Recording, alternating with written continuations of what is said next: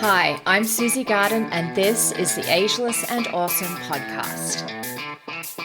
I'm an age-defying naturopath and clinical nutritionist, and I'm here to bust myths around women's health and aging so that you can be ageless and awesome in your 40s, 50s, and beyond. The Ageless and Awesome podcast is dedicated to helping women through perimenopause and menopause with great health, a positive mindset, and outrageous confidence. Hit subscribe or follow now, and let's get started. Hello, gorgeous one, and welcome to this week's episode of the Ageless and Awesome podcast. I'm Susie Garden, your host, perimenopause naturopath and weight loss nutritionist, and fellow perimenopause survivor. Yes, I made it through to the other side, and hopefully you listened to last week's episode. If not, it's kind of like part one of a 4-episode series that I'm doing. So you may get some value out of it, but this is a standalone episode. Please keep listening. If you listened to last week's episode and thought, okay, I'm ready to focus on me, but where do I even start? It is just so overwhelming when I think of all of the things that I'm supposed to be doing. You know, you're hearing in your feed about eating enough protein, getting a sleep routine, getting, all of the right nutrients, making sure that your stress is managed, et cetera, et cetera. It's a lot. And yes, all of those things are great, but, this is when you can get that temptation to do everything and try and do everything right. And that's usually where things unravel if you don't have the right support. So let's talk about this some more. So first I want to talk about why doing more is the fastest way to burn out. And I've been in burnout myself before when I was in my corporate career, and I know what it's like, and it's awful. And so I have a lot of empathy for women that are going through this right now, because perimenopausal bodies and menopausal bodies and minds don't respond well to overwhelm.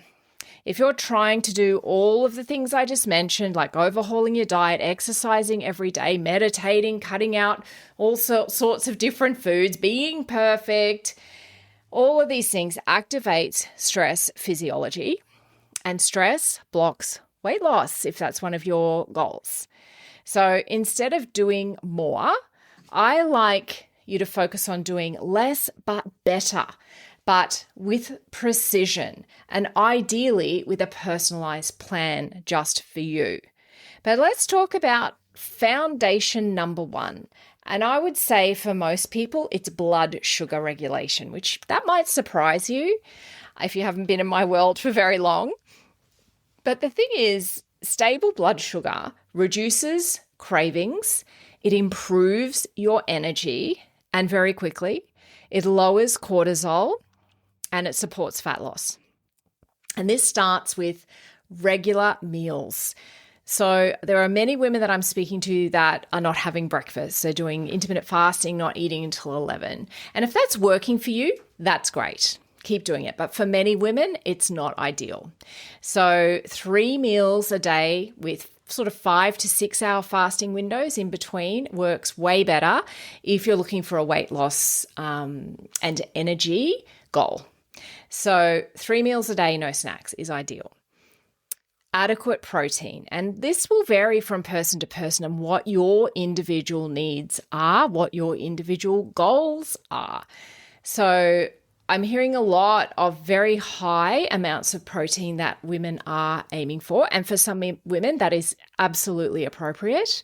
But I would just say be very careful with some of that generic advice. You really are better off getting the exact needs for your particular body rather than following generic advice. Another thing, I've spoken about not skipping breakfast, but also just reducing reactive snacking. So 3 meals, no snacks is the ideal, but it can be a little hard to get out of the habit, particularly of the afternoon snack. Am I right? Particularly that afternoon snack. And I know when I first started doing this a number of years ago now, that was a big thing for me. Is, going to the fridge at about 3 o'clock, having a look, maybe making a coffee. I reckon 80% of time I'd make myself a coffee, and about an hour later I'd look at my desk and I go, oh, that's like a 3/4 left of the cup left, because I didn't actually really want it. It was just boredom. I realized it was just boredom. I wasn't actually hungry. And if this is something that's impacting you where you're finding yourself really craving a snack at around sort of 3 o'clock or mid-afternoon, really ask yourself, am I hungry, or is it something else? Am I just bored? Am I just trying to get the afternoon to go faster? Is it because I'm preparing snacks for the kids and I'm just kind of snacking away as I'm making theirs? I know that's a story I hear a lot. And maybe if it is a boredom thing and you don't have to like supervise kids in the afternoons, maybe just even doing a 10-minute walk rather than a 10-minute coffee break might actually energize you more and be more sustainable for you than dipping into the Bicky barrel, or, which is what I used to do, or having a coffee or whatever. Okay, and just making these small shifts alone in managing your blood sugar can really improve how your body feels literally within a week or two. It does not take long at all once we get your blood sugar balanced for you to feel good, to have good energy, better clarity of thought, so less brain fog, and also some weight loss sometimes. So it doesn't take much to do it. It may sound like a lot. Go back and re-listen to that section of the pod if you feel like it sounds like a lot, and just take a few notes. It's really not that much. So let's look at the foundation number 2, which is sleep. Sleep is one of the biggest drivers of weight loss after 40. I'm going to say that again. Sleep is one of the biggest drivers of weight loss after 40. When you have poor sleep, you have raised cortisol. This worsens insulin resistance, increases appetite, and reduces motivation. I'll say that again. Poor sleep raises cortisol, worsens insulin resistance, increases appetite, and reduces motivation. We know from research that people that don't sleep well tend to gain weight and find it more difficult to lose weight. And we used to think that it was because people were getting up in the middle of the night and having a snack. That's what the old way of thinking was. We now know that it's way more complicated than that. And it's about what happens internally in your body on a biochemical level during sleep. There's actually a lot that goes on during sleep. And so if you're not sleeping, that is, those little chemical things are not happening, and that messes with your blood sugar, messes with your cortisol. It's a whole scene. So having a focus on sleep is really important. And, I'm going to give you 3 things today in the podcast. The first one was blood sugar. The second one was sleep, and I'm getting to the third. If that seems overwhelming, I strongly recommend choose one. Choose one to focus on for the next month. There's no rush. If you want a fast result, then come and work with me. But if you just want to take it easy, then choose one of the 3 things I'm talking about today and just work on that. And then when you feel like, yep, I've got that well sorted, move on to the next one. You don't have to do everything all at once. And small changes really do make a difference. If you just go to bed half an hour earlier, stop the scroll. Don't go that extra episode of the whatever series you're watching. I know that's a real thing for me. If it's like 10 to 9, I'm like, I really want to watch the next ep, but that's going to take me over, towards 9:30. And that means I'm not going to get to bed till like 9:45, whatever. Yeah, it's too late.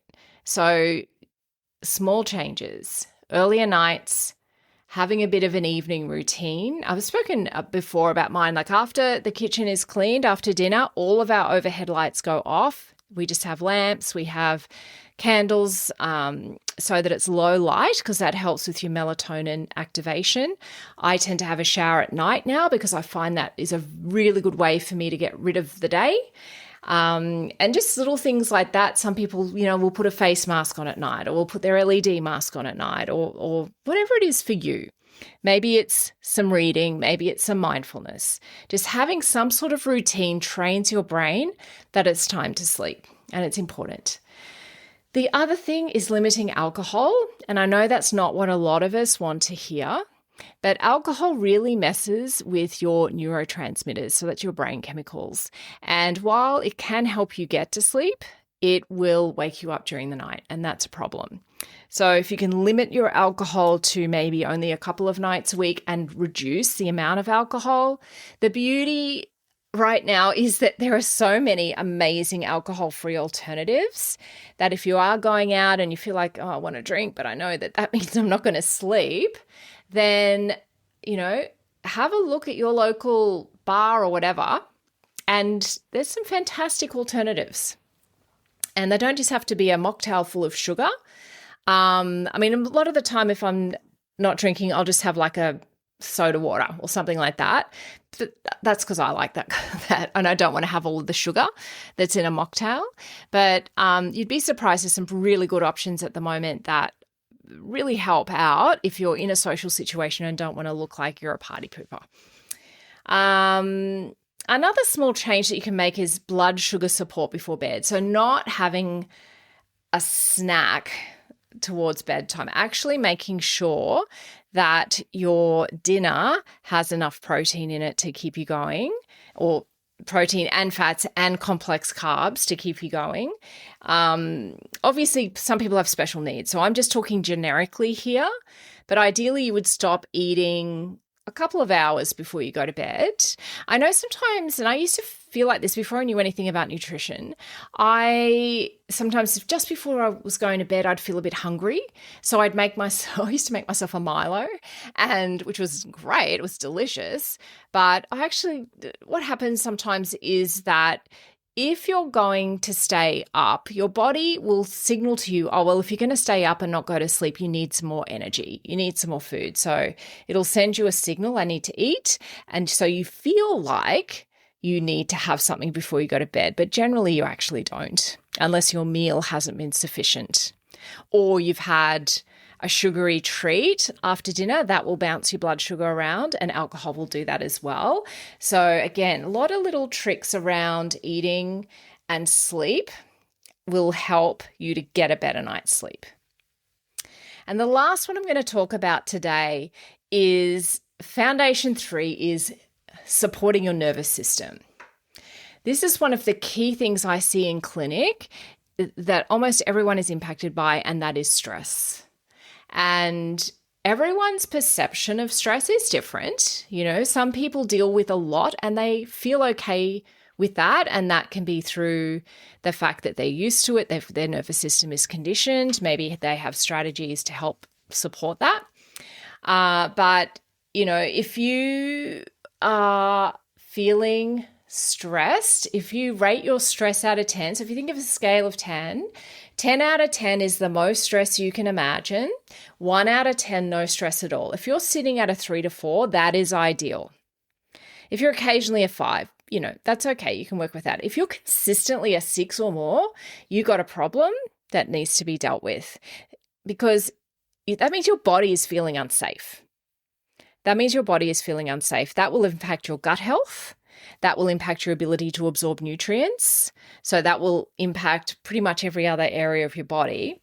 And if you do have weight loss as a goal, your body will not lose weight if it feels unsafe.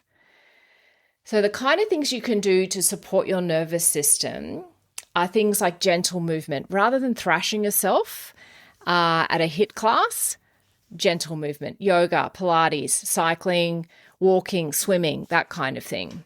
Spending time outdoors is essential. We are animals, and I think we forget that we are animals. We're living in concrete or wooden kind of boxes in our homes, and a lot of us don't get a lot of time outdoors. I've really noticed since I've moved to the Gold Coast that because I have easy access to the ocean and I actually live on the edge of a national park, I have so much nature time. I walked my dogs this morning down our street and I saw 2 koalas. I get really good connection with nature now, and it makes such a difference to how I feel on a cellular level. And so if you're not lucky enough to live near nature, even if you can go to a local park regularly, if you've got trees, if you've got house plants, Just spending time with nature. If it's your pet dog, all of that really helps with your nervous system. We all know it. Like, I think there's even research that says if you spending a certain amount of time patting your dog, or I think even any dog, it doesn't even have to be your own, that it really calms your nervous system. The other thing is breathing, being conscious about your breath. And yes, there are some amazing breathwork techniques you can use, but just simple, I'll say a couple of things and you can, Google them. So box breathing is very good for many people. Belly breathing works for pretty much everybody. Alternate nostril breathing is very powerful for calming the nervous system. It does require some technique. But what I love about belly breathing in particular is you can do it all the time. You don't even really need to think that much about it. So breathing, even if you don't use a technique, even if it's just consciously breathing deeply, that tells your nervous system that the threat has gone, that we can calm the farm, that we can switch from our stress response into our rest and relaxation response. The other thing is just generally reducing urgency. So I see this, I've even had it myself where you think, oh my gosh, I've got so many things to do. And you've got, in your mind, you've got so many things to do. But if you actually sit down and write them down and realize, well, this is just going to take 5 minutes. This is just going to take 10. I don't need to do this till later. And you can prioritize. You can reduce that sense of urgency, and that is extremely calming. It makes you feel like you're in control. It makes you feel calm and just generally like you're on top of things, really reducing the overwhelm. And this nervous system stuff is often the missing piece. Please don't overlook this. It is really, really important. That's why I have a whole focus on stress resilience in the GLOW protocol. So they're the 3 things. I didn't want to overwhelm today. So 3 things, which were blood sugar regulation and how you can do that, sleep, and the importance of calming your nervous system. And, if you're thinking, I really would prefer just to get a personalised plan and do this, fairly quickly, then I invite you to book a peri weight loss assessment with me. We'll identify your priorities so that you're not guessing. And I'll talk to you about what a personalised plan might look like for you. And then you can decide whether that's something that you want or not. So next week in this little series, I'm going to talk about comparison and why weight loss seems easier for other women sometimes. So until then, take care. Choose one of those 3 things you're going to focus on for the next week. And I will see you next Tuesday for some new content. Thanks so much for joining me on the Ageless and Awesome podcast. If you liked this episode, please make sure you click the little plus button if you're on Apple Podcasts, or the follow button if you're on Spotify, so that you get each new episode delivered to you every single week.